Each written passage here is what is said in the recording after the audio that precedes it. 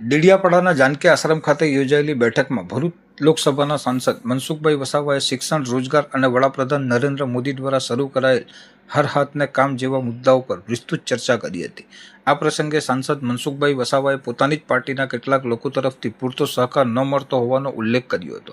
તેમણે જણાવ્યું હતું કે સમાજના વિકાસ, શિક્ષણ અને રોજગારી માટે કરવામાં આવતા પ્રયાસોમાં કેટલાક તત્વો અવરોધરૂપ બની રહ્યા છે। વધુમાં તેમણે દારૂ અને જુગારના અડ્ડા ચલાવનારાઓ સામે પણ આકરા શબ્દોમાં પ્રહાર કરતા કહ્યું હતું કે આવા લોકો સમાજને નુકસાન પહોંચાડી રહ્યા છે। તેમણે ચેતવણી આપી હતી કે પક્ષ કે પદની પરવા કર્યા વિના આવા લોકોનો સમય આવે જાહેરમાં ખુલાસો કરવામાં આવશે। સાંસદે સમાજને વ્યસન મુક્ત બનાવવા, યુવાનોને શિક્ષણ અને રોજગારી તરફ પ્રેરિત કરવા તેમજ વિકાસના કાર્યોમાં સૌએ મળીને સહયોગ આપવાની અપીલ પણ કરી હતી। અમારા મીટિંગમાં આવતા હોય કે રોકવાવાળાથી ડરવાવાળા નથી, પછી એ સમય આવશે ત્યારે એમનું સ્થાન ખબર પડી જશે ભાઈ, એ જે બી કોઈ હોય તે। હવે વિરોધ પાર્ટીવાળા કરતા આપણા લોકો વધારે આપણને નડે છે।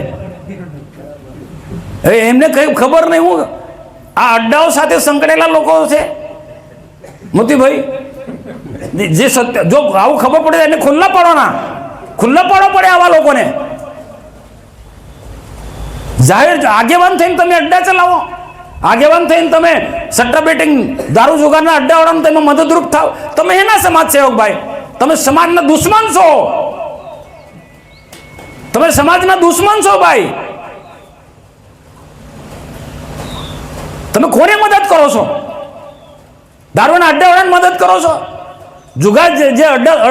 જુગારનો અડ્ડો ચલાવે એને મદદ કરો છો? હું તો આવનારા દિવસોમાં કોઈ પણ પાર્ટીનો હશે, આમ આદમી પાર્ટીમાં હશે કે કોંગ્રેસમાં હશે કે ભાજપમાં હશે, અને મારી પાસે લિસ્ટ આવશે તો બધાને જાહેર સભાની અંદર ખુલ્લા પાડી પુરાવા સાથે, પણ આને છોડવાનું નથી। તમારા બધાનું સમર્થન છે મને, અને ભગવાનની કૃપા છે। હું તો એમ કહું છું કે આ કામ મને ભગવાને જ સોંપ્યું છે। આ જે કામ છે ને એ મને ભગવાને જ સોંપ્યું છે, ને આ કાર્ય ભગવાનનું કામ સોંપીને આપણે સૌએ કામ કરવાનું છે।